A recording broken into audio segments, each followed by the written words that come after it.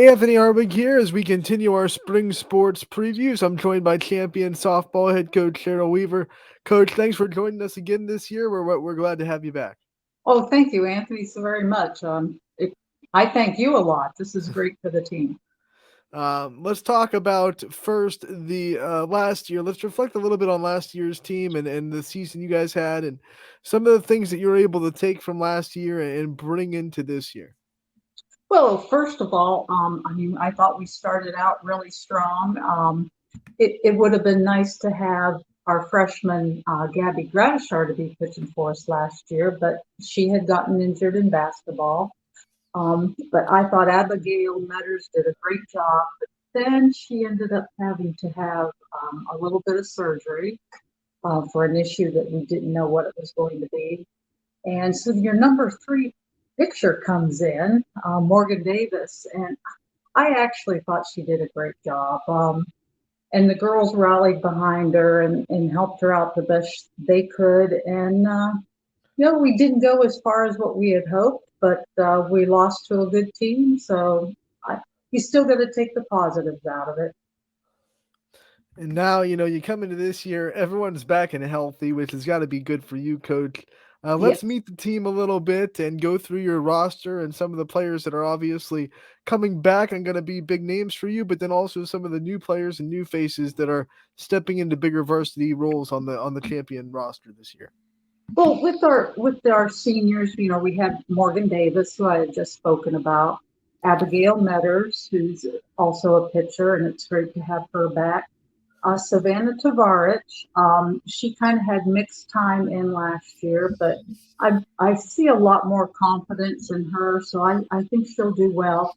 And then Madison, excuse me, Ziegler, she was a wonderful outfielder for us, and she hits the ball hard, and I see a lot more confidence in her this year. Every year you see that, and I think that they'll do very well. Then we go into our, juniors, and hey, you got Bella Myers at shortstop, and we're excited to see what she has for us this year. And then there's Olivia Gray, and she played second base a lot for us last year. So we'll see what happens. Her and Savannah are kind of fighting for that position, but they're good friends, and it's a good rivalry. Um, then you get down into the sophomores, and like I had talked about, Gabby Gratishar, this will actually be her first year playing as a sophomore, with her being out, and she's come back really strong. I think her leg is stronger than her other leg now. Then you've got Haley Householder. She was our right fielder. She'll probably be playing a lot of third base for us this year. But she is a go-getter and just attacks everything. So we're excited to see what she has for us. And then our catcher last year, Abby Wazella, as a freshman, she just did a tremendous job. And I think she's even going to be better yet. She'll be an exciting player to watch. And then we have one freshman, Madison Sylvester, and she can be a backup catcher in winter ball. She was our catcher, and she did a great job. And she also plays the outfield very well. So it'll be exciting to see what she can do for us. One of the things that you noticed real quick when you went down all those players is now you're going to have a lot of depth in the circle with Davis that got a lot of experience last year being thrown into probably a position that she didn't expect to be thrown into at the beginning of the season. And then you Yes. have, obviously Gabby comes back healthy. You're going to have multiple arms that you can throw.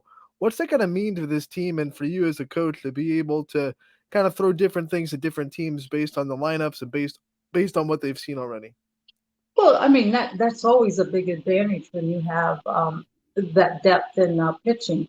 Um, I think it's going to help us out tremendously because, especially like in league games, playing back to back, hey, they could see two different pitchers from one day to the next. So I think that's always an advantage. And plus, with us playing some of the bigger teams and playing some double headers, you don't want to overwork somebody. I know a lot of kids say, hey, I can keep going and keep going, but you really notice a difference when they get a little bit of a break. They do come back stronger. So you see a little more pop in the ball. So I'm excited with the pitching that we have. How do your three pitchers different in style and different in way they attack hitters? Gabby, she mixes up very well and she has good speed. So you see a lot of movement on her pitches. Um, Abigail, she may not throw as hard, but the same thing. She has some good off speed and she can mix it up pretty good too. Her ball may not break as much as Gabby's, but there's good movement.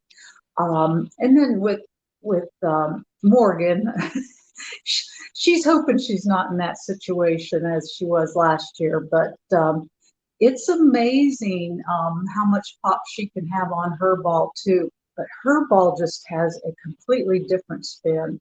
So it throws them off a little bit. So we're excited. We'll see what they have. I can't wait. We can't talk about champion softball this year without talking about Bella Meyer. I mean, she's going to be one of the best players in the area. Already knows she's going D1. She's already committed to Youngstown State verbally. Um, Gonna join some players that you've already coached at Oh YSU as yeah. well. What does she bring to this program? What has it been like to watch her develop, and what do you think she's going to bring in her junior year now that she's an upperclassman? Probably a few more responsibilities put on her shoulder as a leader as well. Well, you know what, Bella Bella is so smooth at shortstop, and it's amazing some of the plays that she makes. And for not a very big girl, boy, does she have an arm on her. So we're excited. Um, she's always exciting to watch, and it makes the girls also feel good that she's there. So um, as for leadership, she's not one to really jump in there and how do I want to say? She's a little more quieter, where some of the other girls are more vocal. So, but she does what she needs to do, and that's all we're asking from her. The basketball season, she had to be a leader because of the injuries that they unfortunately ran into. How much do you think that's going to help her? I mean, obviously, that basketball team asked a lot of her, probably more than she's been asked of in her entire athletic career of a champion. How much do you think that's going to help her kind of go into this softball season?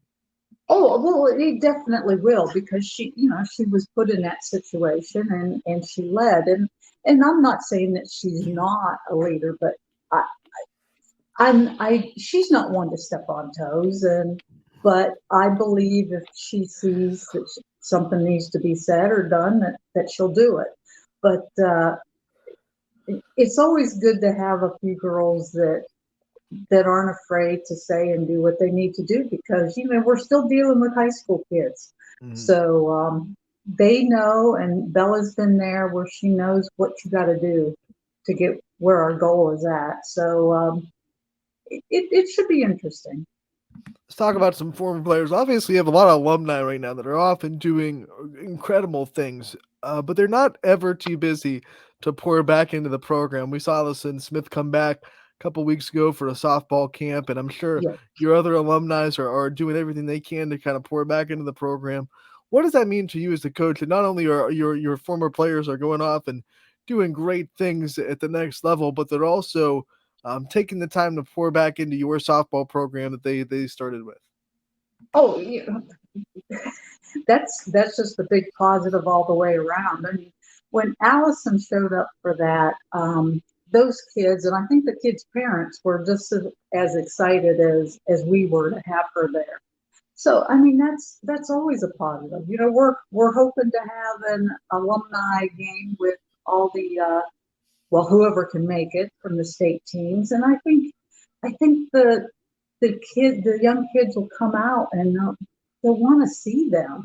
I mean, those are kids to look up to and or young ladies to look up to. And I remember, heck, when I was younger and hearing about these teams in Champion, and I was amazed with those ladies. I wanted to be like them. So I think this is what this is all about. You know, a lot of people ask me when they're kind of getting used to the softball in the area, they ask me, what is Champion doing so well? And one of the things I always tell them is the youth in getting the youth involved early, and that's something that I think your program does so well. What is the key to that? What are some things that you guys do really well from your perspective that really get the young kids excited about wanting to play softball for you once they get to the high school level? Well, we used to put on camps quite often, and I'll be honest with you, we kind of dropped off there for a little bit. And this year we did it again, and it was tremendous. So we need to keep doing that, even if we got to do a couple of camps a year. You're starting to see in a lot of communities that the rec ball leagues are they're getting smaller. Now there might be some areas where they're still just as big, but we're seeing that it's dropping off.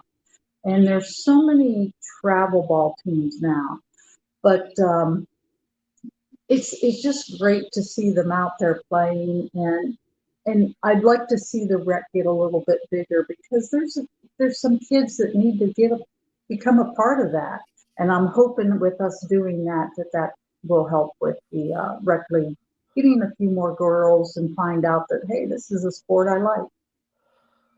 Let's talk about the schedule you've put together. I mean, you still have a champion type schedule, you know, the one that attracts a lot of the state's best teams. Everyone kind of wants to play your program. But we'll start inside the league that you're in, the MVAC gray tier, very tough conference with Crestview in there. And yeah, you at Garfield and Brookfield, some really good teams inside this MVAC. What are you expecting out of the conference this year, and how do you expect to navigate the MVAC this season? Well, right now we're hoping that we can win this thing, but you can't ever take a team lightly. Somebody might say, one of the township teams are down, and but that could be the one that every year gives you fits, like LeBray.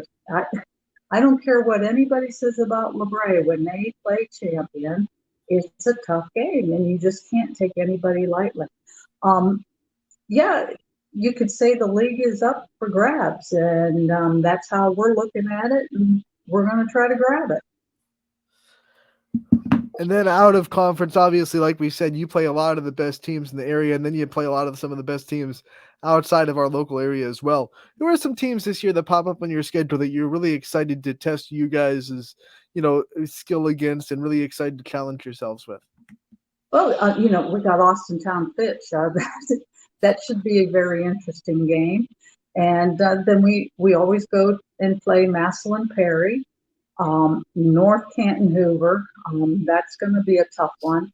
And then we're going back to Priebus this year, so it'll be interesting. That's always brings in a lot of big schools and tough teams all around the state. So it's going to be exciting. Marlington, who is not that far away, and they're all great programs. So we're looking forward to it. I tell you, with Fitch and Hoover, there you go. I mean, those are the regional finalists from last year's Division One tournament in the region. I think once you say that, it's just your schedule is put together. When it comes to the tournament district, and you kind of see how much this schedule helps you guys, and obviously, not the first year that you guys have put together a really tough schedule. How much does that help you? When you're talking about going into postseason, being able to see so many high quality pitchers and see so many lineups that can beat you kind of 1 through 9. What does that do for this team? Oh yeah, I mean when you play those teams tough, or maybe you even get a win out of that, that just gives the girls so much more confidence. And you're seeing so many different kind of pitchers and speeds, or girls that just throw junk at you all day long. So it just makes you a better hitter. I believe it makes you a better team. Um, just to know that you can hang with them is got to be a positive. But if you can win those games, then you should feel like you can go all the way. And that's all I want the girls to do is feel like they can go all the way if they want it. One of the things we know about Champion is they don't go into games just hoping to hang with teams. I mean, you go in there with this winning mentality that you guys have built. What do you think the key is to keeping that going? I mean, every year it seems like the athletes on your team, whether they're playing volleyball, basketball, and then in the softball season, they have this winning mentality where they go in confident enough to just expect to win games. Where does that come from? Well, I think you got to go back to the very beginning. We won the very first state championship and all the way back to 1978, and then they do it in 80 and 94, and then we start in 11 and 12, 15, 17, 18, 19. I, they see it. The girls see and love that game of softball that they just come in and they want to be like those ladies that have done it. So I think I think the tradition of that brings a lot of confidence to the ladies. And the other thing is I just think the athletes at Champion, the girls, there's just something about it. I mean, Mhm. you see it in other sports. There might be some area that football they just dominate every year, and those football players, it's just there, and it just seems like with Champion, it's the softball players and the girls soccer, the girls basketball. So um, I think that it's strange, but I think it's that seeing what has been done in the past and not and wanting that for themselves. So I believe that tradition and it just brings confidence out. Like, hey, they know us, and I don't know. It's hard to say, but I'm just glad it's there. All right, coach, before we let you go, I want to give you the chance to shine a light on your assistant staffs and all the coaches that are in your program that help you make this champion softball team what it is. Well, we have Jacqueline Carpenter, who played for me. We're going back 2004, 2006. So she's a great addition, helping me out tremendously because this old lady can't do like she used to. And we have a new JV coach this year, and it's Tammy Fife, and I think she's going to work out tremendously. She knows the game. She has coached at McDonald and Matthews, and she's really big in travel ball. And years ago, when she was very young, just out of school, she was coaching, and her and I went up against each other in travel ball. So it's exciting. We've got a great core of coaches here. All right, coach, thank you so much for coming on today. We're excited for champion softball. Excited to have you back in this the YSN family this year, and we can't wait to cover you guys, and we can't wait to talk to you again real soon. Hey, thank you so very much, Anthony.